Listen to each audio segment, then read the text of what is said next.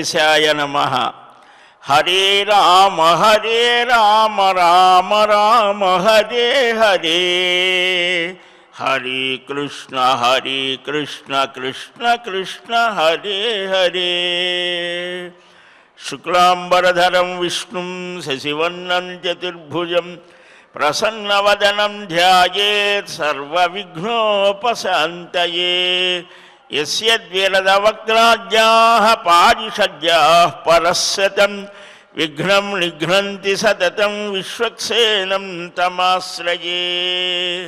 నమః శ్రీ వెంకటేశాయ నమో బ్రహ్మోదరాయ చ నమః శాంతాయ కృష్ణాయ నమస్తే అద్భుతకర్మణి అప్రాకృత శరీరాయ శ్రీనివాసాయ తే నమః. నారాయణం నమస్కృత్య నరం చైవ నరోత్తమం దేవీం సరస్వతీం వ్యాసం తతో జయముదీరయేత్. అస్మత్ శ్రీ గురుచరణారవిందాభ్యాం నమః. పరమగురుభ్యో నమః. సర్వగురుభ్యో నమః.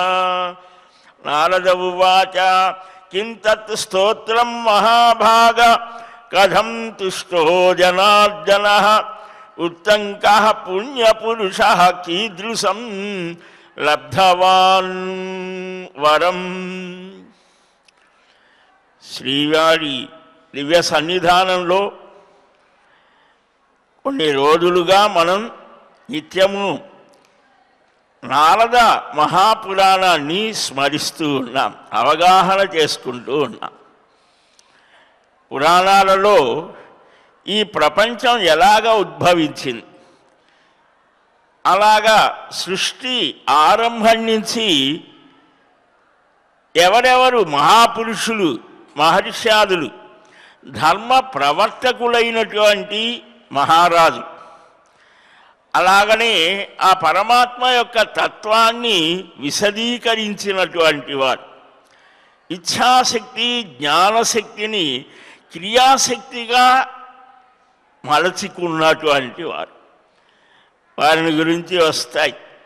దానితో పాటు ధర్మోపదేశం, తత్వోపదేశం, స్తోత్ర రూపాలలో అనేక ప్రక్రియలలో మనకు ఆ భగవానుని యొక్క అవతార తత్వాన్ని, ధర్మాచరణ మహత్వాన్ని, మనం ఎలాగ ఉండాలో, మన యొక్క ఆలోచనలు ఏ విధంగా ఉండాలో, మన క్రియా సరళి ఏ విధంగా ఉండాలో నిర్దేశించేట్లుగా కథా ప్రక్రియలో మనకు అందిస్తారు. దానిలో భాగంగా నిన్న మనం చక్కగా తెలుసుకున్నాం. పరమ దుర్మార్గ ప్రవృత్తి కలిగినటువంటి వాడైన పరమ సత్పురుషుడు యొక్క స్పర్శతో వాడికి ఎలాంటి మహత్వం కలుగుతోంది. అలాంటి వారు ఉన్నారు, ఏనాటికి ఉన్నారు మహానుభావులు. వారి దృష్టి చేతనే మన ఆలోచనల్ని మార్చగలరు. ఇప్పుడు మనం వేరే విధంగా అయినా సరే ఏదో మెదడులో చిప్పు పెట్టి మనసు ఆలోచనలతోనే కంప్యూటర్ని కానీ అన్నిటినీ కూడా ఏదో చేసేది వస్తున్నాయి కదా.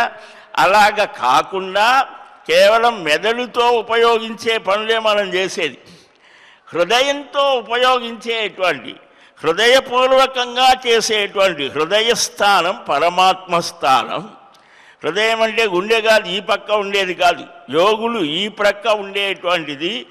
ఆ పద్మకోశ ప్రతీకాశం హృదయం చాప్యధోముఖం అని ముకుళించుకున్నటువంటి పద్మం ఏ విధంగా అయితే ఉంటుందో దానిలో చాలా సూక్ష్మమైనటువంటి రూపంలో పరమాత్మ సదా సన్నిహితమై అంతర్యామిగా మనలోనే ఉండి మనం ఎప్పుడు ఆయన వైపు చూస్తామా అని ఎదురు చూస్తుంటాడు. మనం ఇటే చూస్తుంటాం కానీ ఇటు చూడం కదా. లోపలికి మనం పరాంచికాని మన ఇంద్రియాలు బహిర్ముఖమైనటువంటి స్థితిలో ఉంటాయి. వాటిని అంతర్ముఖంగా మార్చుకునేటువంటి స్థితే యోగము. అలాంటి స్థితిలో ఆ పరమాత్మ దివ్యానుభవం కలిగినటువంటి వాని యొక్క స్థితి అలాగా ఉంటుంది. పరమ పాపి కూడా పవిత్రుడవుతాడు. అపితేత్సు దురాచారో భజతే మామనన్య భాగ్. భగవద్గీతలో స్వామి స్వయంగా చెప్పాడు. పరమ పాపి కూడా దుర్మార్గ ప్రవృత్తి వాడి కర్మ కానీ ఏదో సంస్కారవశాత్తు కానీ ప్రారబ్ధవశాత్తు కానీ ఏ విధంగా అయినా సరే అంటే కొన్ని తప్పులు మనం తప్పని తెలిసి కూడా తప్పనిసరిగా చేస్తాం.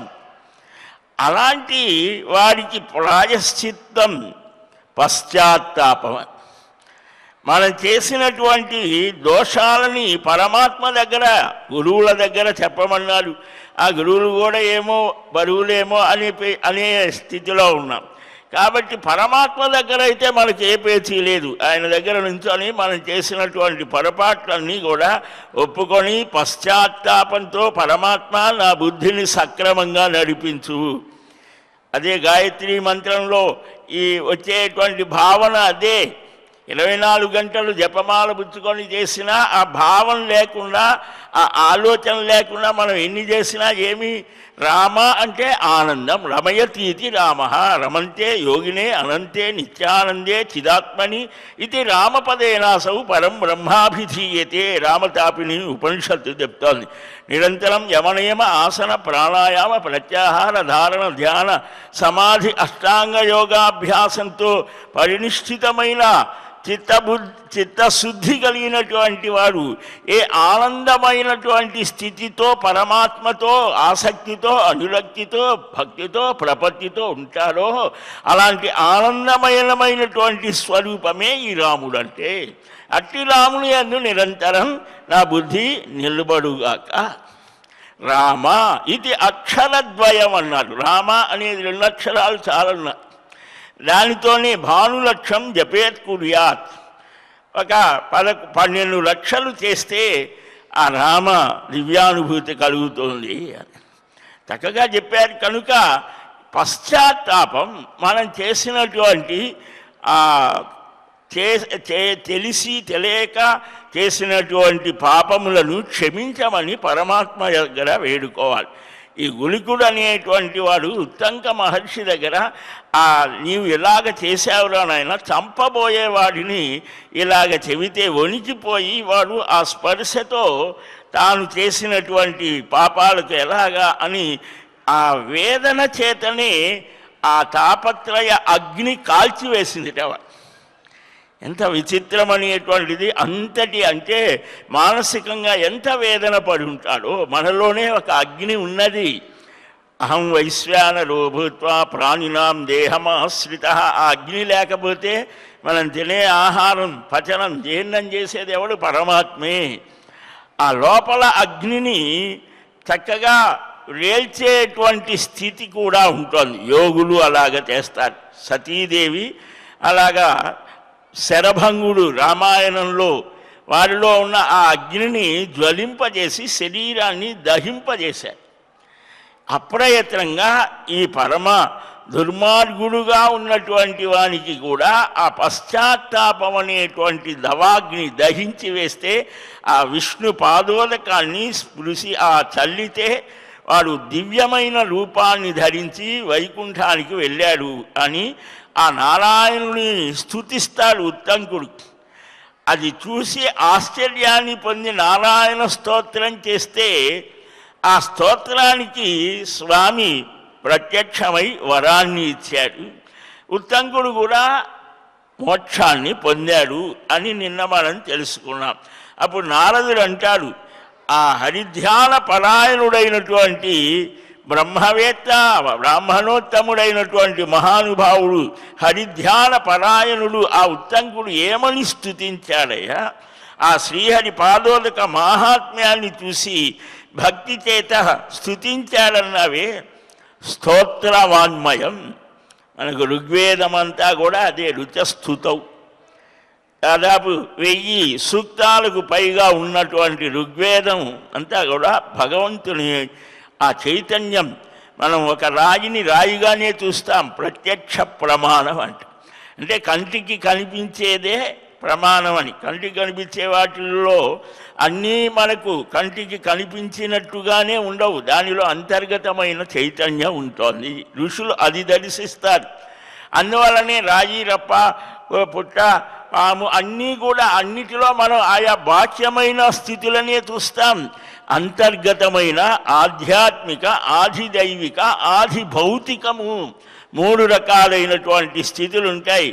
ఆ ఆధిదైవిక స్వరూపాన్ని వారు దర్శించి స్తుతించారు. అంతేగాని రాళ్ళు చూసి మేఘాలు చూసి గంతులు వేసిన వాళ్ళు కాదు. మనకు అవే పాఠాల్లో చెప్పినటువంటివి, అవన్నీ మెదడులో నుంచి తీసివేయాలి. మన చరిత్ర తప్పుల చరిత్ర అది. కనుక సరైనటువంటి రీతిలో మనం మన ధర్మాన్ని అన్వయించుకునే స్థితి ఉండాలి. ఆ హరిపాదోదక మాహాత్మ్యాన్ని చూసి భక్తితో స్తుతించారని సనక మహర్షి చెప్పిన మాటకు ఎలాగా అనంటే చెప్తున్నాడు. ఉత్తంక ఉవాచ, ఆ స్తోత్రం, విష్ణు సహస్రనామం ఇవన్నీ కూడా ఏమిటి? ఆ గుణాల యొక్క వైభవము. మనలో ఆ గుణ వికాసం కలుగుతుంది. ఒక్కొక్క నామాన్ని ఉపాసిస్తే భావన చెయ్యాలి. అలాగ ఉపాసించడం అర్థవంతమైనటువంటి స్థితి చేత మనలో కూడా ఆ గుణ వికాసం కలుగుతుంది. నతోస్మి నారాయణమాదిదేవం జగన్నివాసం జగదేక బంధుం చక్రాబ్జ సాంగాసిధరం మహాంతం స్మృతార్తి నిఘ్నం శరణం ప్రపద్యే. ఎన్నాభిజాడ్య ప్రభవో విధాత సృజత్యముం లోక సముచ్చయంచ యత్క్రోధజో హంతి జగచ్చ రుద్రస్తమాదిదేవం ప్రణతోస్మి విష్ణుం పద్మాపతిం పద్మదలాజటాక్షం విచిత్రవీర్యం నిఖిలైకహేతుం వేదాంతవేద్యం పురుషం పురాణం తేజోనిధిం విష్ణుమహం ప్రపన్నః. ఆత్మాక్షర సర్వగతోచ్యుతాక్షో జ్ఞానాత్మకో జ్ఞానవిదాం శరణ్యః జ్ఞానైకవేద్యో భగవాననాది ప్రసీదతాం వ్యష్టి సమష్టి రూపః. చాలా అద్భుతమైనటువంటి స్తోత్రం ఇది, చాలా పెద్దది.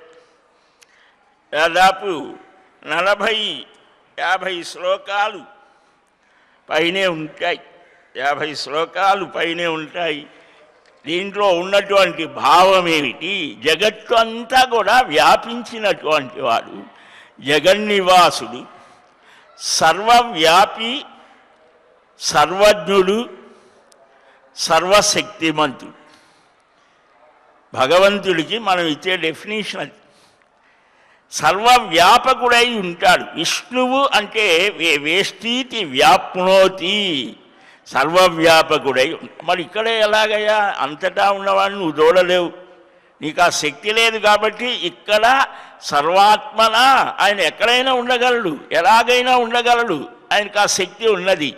సర్వజ్ఞుడు, సర్వాన్ని తెలుసుకోగలడు. సర్వం జానాతి, అలాగనే సర్వవ్యాపకుడు, సర్వజ్ఞుడు, సర్వశక్తిమంతుడు. ఏదో చెప్తారు కదా, అది ఆంగ్లంలో చెప్తే అది మనకు తొందరగా అర్థం.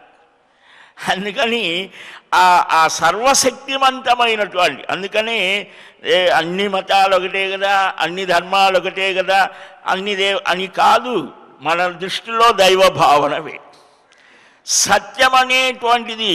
ఆనందము, అనంతత్వము, జ్ఞానము మాది ఒక్కటే సత్యమని కాదు, సత్యమైనదే అంతా అది. కనుక అట్లి పరమాత్మని సగుణ నిర్గుణ రూపాలలో వ్యాఖ్యానించాయి. సగుణే బ్రహ్మణి బుద్ధిం నివేశ్య పశ్చాత్ నిర్గుణం బ్రహ్మాశ్రిత్య మోక్షే యత్నం కుర్యాత్ ఇది విజ్ఞాయతే. వైఖానస భగవత్ శాస్త్రం అంటే ఆలయాలలో ఆ ఆగమ శాస్త్రాన్ని అనుసరించి ఎందుకు ఏ విధంగా ఆయా నివేదనలు కానీ అలంకారాలు కానీ ఏ విధంగా ఎందుకు ఎలాగ చెయ్యాలి అంటే ఆ పరమాత్మ దానికి చాలా విశేషాలు చెప్పి, ఆవులో పాలు అంతటా ఉంటాయి కానీ పొదుగులోనే మనం పిదిగితేనే పాలు వస్తాయి. అలాగనే సర్వవ్యాపకుడైన ఇక్కడ మంత్రరూపంగా అనేక ప్రక్రియలతో ఆ దైవశక్తిని ఇక్కడ ఒక పవర్ హౌస్ లాగా కరెంట్ అంతటా ఉన్నా ఒక చోట ఉంచి దాన్ని ఎక్కడికి కావాలంటే అక్కడికి రావచ్చు. అలాగనే ఆ పరమాత్మ 5 రూపాలలో ఇక్కడ పర వ్యూహ విభవ అంతర్యామి అర్చ అని, ఆ అర్చామూర్తిగా లోపల ఉన్న ఆయన్ని ధ్రువమూర్తి అని, ధ్రువ, కౌతుక, ఉత్సవ, స్నపన, బలివేరములు అంటే 5 రూపాలలో ఆయనే ఉంటాడు, ఒకే పరమాత్మ స్వరూపం అని ఇలాగా అనేక విశేషాలతో ఆగమశాస్త్రం అలాగ నిత్యము ఆరాధించడం చేత, భావన చేయడం చేత, సేవలు చేయడం చేత మన కోరికలన్నీ తీర్చి మనల్ని అనుగ్రహిస్తాడు అని మనకు సృష్టి ఆరంభంలోనే ఆ పరమాత్మే తన హృదయంలో నుంచి ఆ ఋషిని సృజించి మనకి ఈ విశేషాలని కూడా శాస్త్ర రూపంలో అందించారు. కనుక మన దృష్టిలో దైవత్వం, దైవస్థితి యొక్క విషయాలు ఇలా సర్వ జగన్నివాసుడివి, జగదేక బంధువు, ఆదిదేవుడవు అట్టి నారాయణ స్వరూపానికి నేను నమస్కారం చేస్తున్నా. అంటే సర్వానికి కూడా ఆధారమైనటువంటి వాడు నారాయణుడు అని అంటే శంఖచక్ర శాంగ ఖడ్గధారి అయిన ఆ మహానుభావుడు ఆయనని స్మరించే వారిని, వారి ఆర్తిని నశింపజేసేటువంటి అట్టి శ్రీహరిని నేను శరణు కోరుతున్నాను. ఆయన నాభి కమలం నుంచి ఉద్భవించిన చతుర్ముఖ బ్రహ్మ ఈ లోకజాలాన్ని సృష్టిస్తున్నాడయ్యా. ఆయన కోపరూపమే రుద్రుడు. అలాగనే ఈ గొప్పదైనటువంటి ఈ జగత్తుకి విచిత్రమైనటువంటి శక్తితో ఆయన చూపిస్తూ ఉంటాడు ఆయన అనేక లీలలు.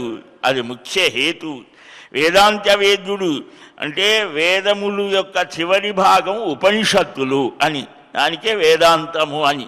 వేదం యొక్క ఎసెన్స్, సారం, లేదా వేదం యొక్క చివరి భాగం, చివరిలోనే కదా ఈ గ్రంథంలో ఇది అని సారాంశాన్ని చెప్తారు. అలాగనే వేదం కర్మ, ఉపాసన, జ్ఞానాలను చెప్తూ ఉంటే ఆ చివరిది పరమగమ్యం కనుక వాటి ద్వారా పరమాత్మ ఆ జ్ఞాన రూపంలో ప్రకాశిస్తాడు. కనుక వేదాంత వేద్యుడు అంటే ఆ ఉపనిషత్తుల ద్వారా తెలియబడేటువంటి వాడు. ఒక్క పదం చూడండి. ఇలాగ వేదాంత వేద్యుడైనటువంటి పురాణ పురుషుడు, తేజోనిధి అయిన ఆ మహావిష్ణువుని నేను శరణాగతి చేస్తున్నాను.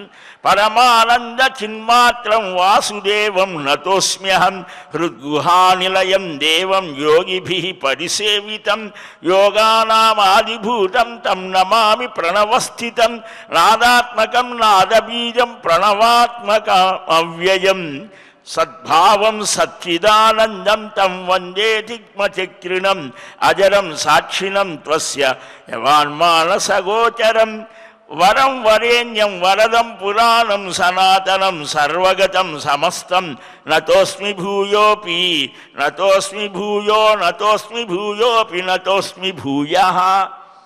అంటే మరలా మరలా మరలా నమస్కారం. ఆ ఆనందంతో ఒక మాటని పదే పదే అన్నారు అని అంటే ఆదరాత్ ద్విరుక్తి అని. తల్లి పిల్లవాడిని ఒరే రారా రారా, ఎందుకు అన్నిసార్లు ఒకసారి రా అంటే చాలదా అంటే ఆ ఆదరం, ప్రేమ అనేది పొంగి మెరలినప్పుడు ఆ ఏం మాట్లాడేది అది తెలియదు. అలాగా ఈ భక్తులు కూడా తన్మయత్వంతో ఆ భగవంతుని స్తుతిస్తూ సర్వాధారుడైనటువంటి ఈ గుణాత్మకుడు అంతా వేదాంత శాస్త్రం అంతా ఈ స్తోత్రాల్లో. ఇది ఒక్కటే చాలు, మనకు చాలా అవుతుంది. కనుక ఈ పరమాత్మ జగత్తులో ఎలాగ ఏ యథామాం ప్రపద్యంతే అని గీతలో చెప్పడం, అదే ప్రావిశతు తత్సృష్ట్వా అని సృజించి తాను ప్రవేశించారట ఈ జగత్తులో ఎలాగా.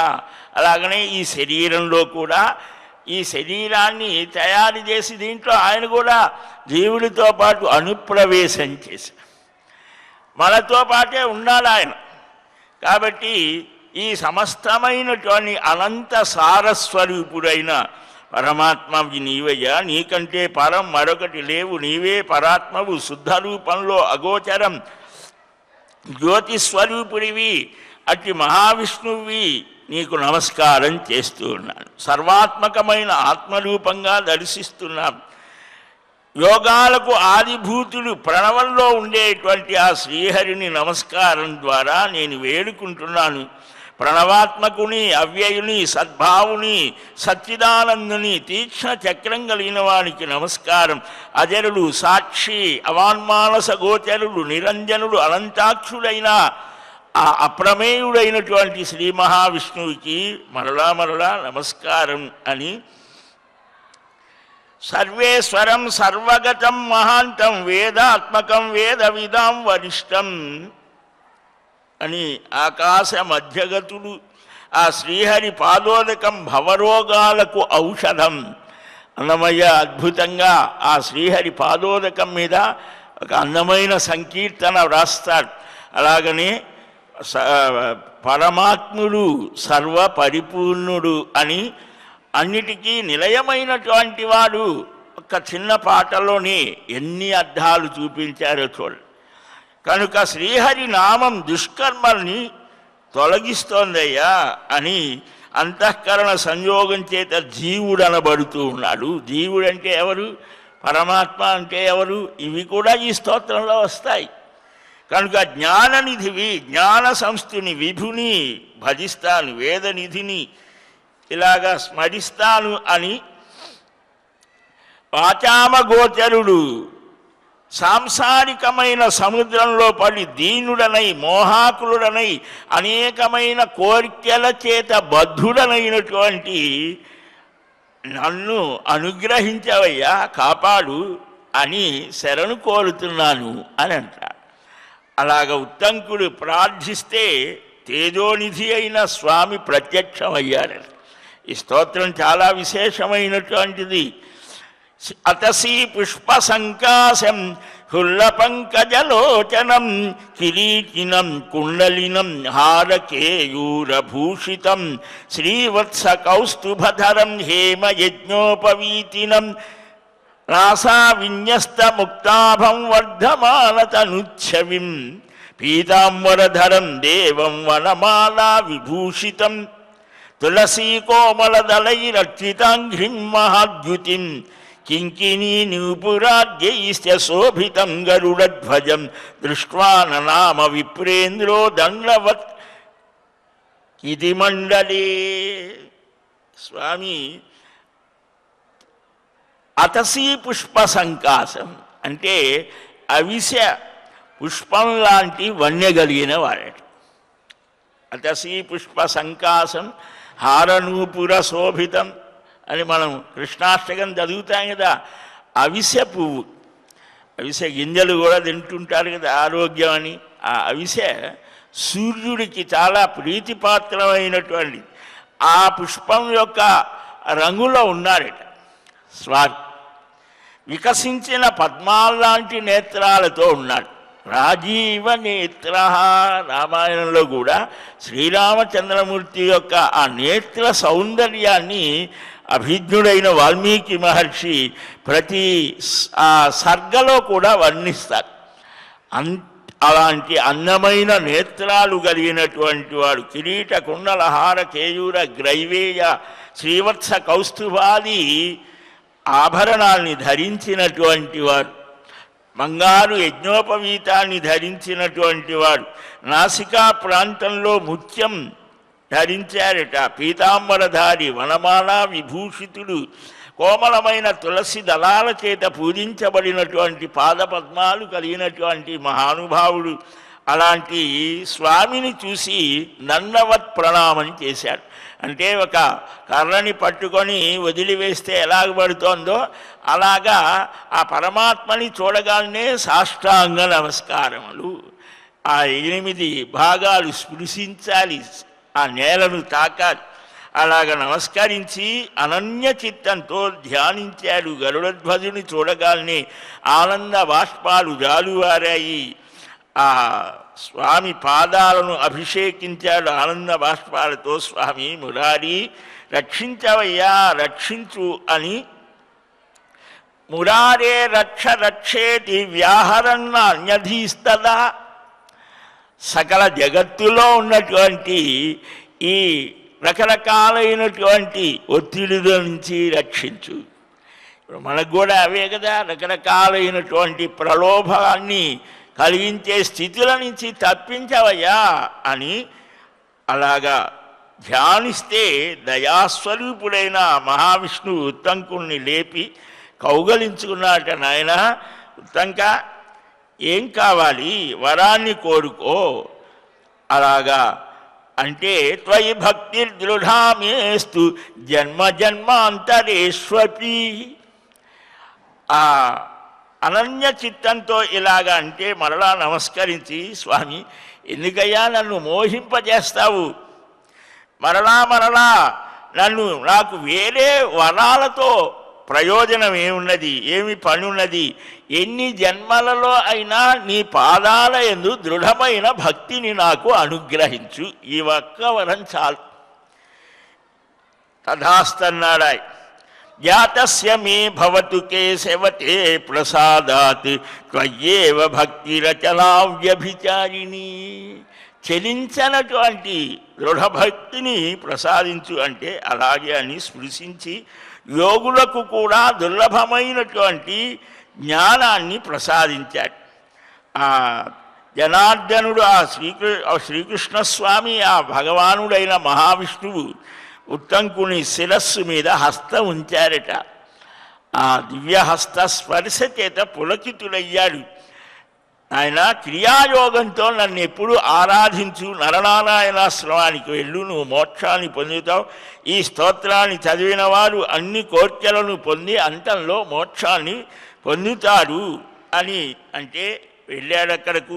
ఉత్తమమైనది అన్నిటికంటే హరిభక్తే, అది సర్వకామ ఫలప్రదము అని చెప్పారు. జ్ఞాన విజ్ఞాన సంపన్నుడై సంశయఛేదం కలిగినటువంటి దుర్లభమైనటువంటి ఆ మహావిష్ణువు యొక్క పరమపదాన్ని పొందాడు అంత్యంలో.